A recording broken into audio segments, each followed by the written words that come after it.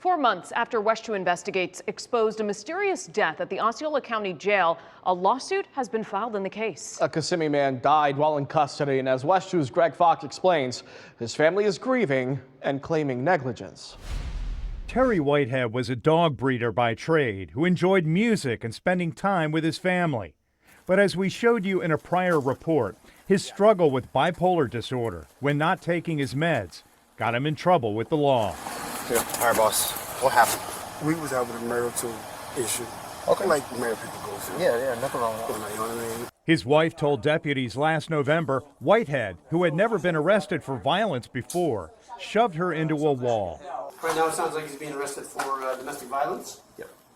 So you don't have to prosecute, the state picks it up anyway? Deputies took Whitehead to the Osceola County Jail this night and again weeks later for having unauthorized contact with his wife. She had no problem with the way deputies treated him. But 5 weeks later, while behind bars, he died New Year's Eve. His wife Shauna and son Tavin are suing for medical negligence. Greg, they're devastated. His signs and symptoms were ignored by the nurses at the jail. The Whitehead's attorney, Max Panoff, talked exclusively with West 2 Investigates and shared medical records that, he claims, show negligence by the medical staff. The Whiteheads are suing the county, which runs the jail, and medical contractors Emergis Healthcare Staffing, and Orlando-based Aligned Government Services, as well as 4 registered nurses. While declining to comment on the lawsuit, Emergis told us, "Our organization is committed to maintaining the highest ethical standards, connecting high-quality caregivers where they are needed most, and operating with integrity in all that we do." This was a symptomatology and issues in Terry's body that required immediate, urgent care, and he didn't get it, and he died. And we believe it was a preventable death. According to medical records referenced in the complaint, Whitehead received a routine EKG to check his heart on December 19th, and it was normal.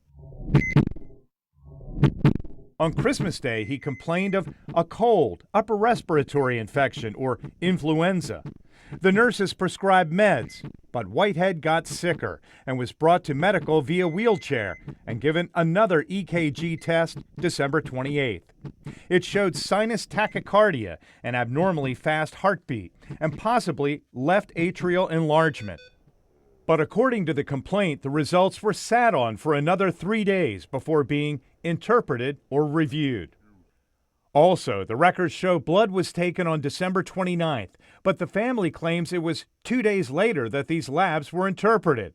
They claim that had the EKG and blood tests been timely reviewed, Whitehead's death might have been avoided. One nurse wrote Whitehead was exhibiting manipulative behavior, faking it, during an assessment December 30th, until he was found unresponsive lying in his cell a few hours later. Paramedics rushed Whitehead from the jail to Advent Health Kissimmee's emergency room just a couple of miles away, but by then it was too late to save him.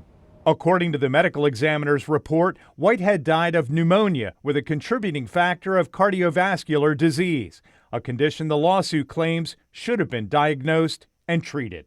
When they don't care and provide the appropriate level of nursing supervision that's required, people die. Panoff believes there are security recordings that will show how medical staff responded, but his and our requests for video have been denied by the county. These are people. These are family members. These are loved ones. And when they're going through a medical crisis, we need to have appropriate checks and balances in place to ensure what's being charted is actually being done. So let's just see the video. That video could shed more light on the medical care provided to a husband and father who never came home. For West 2 Investigates, I'm Greg Fox.